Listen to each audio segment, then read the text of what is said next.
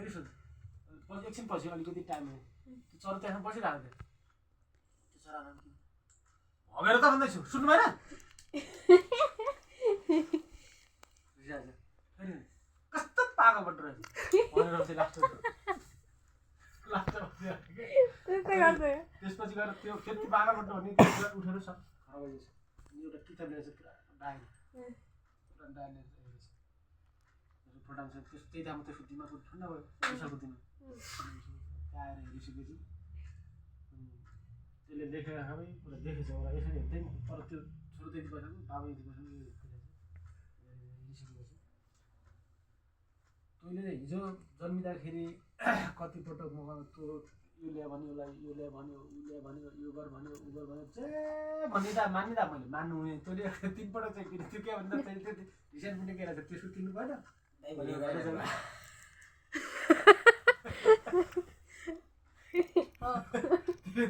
तीन पटकसम्म चाहिँ त्यो गर्दासम्म तैँले त्यति गर्न हुने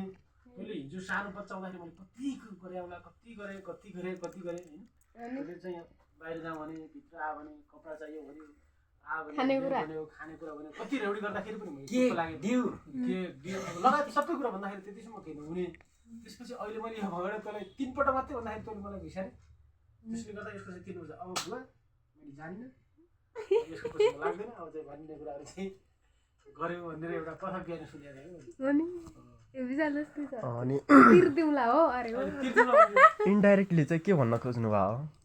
मैले बुझ्दैन इन्डाइरेक्टली के भन्न खोज्नु भयो पोइन्टमा भन्नु तैँले तिर्दिउँला हो भनेर पहिला सोधेको छैन के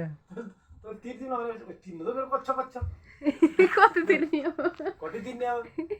होइन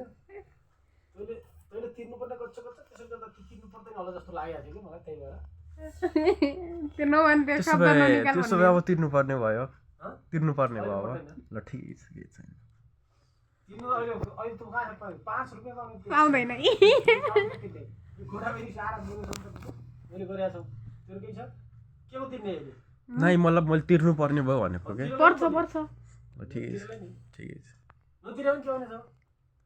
ठिकै छ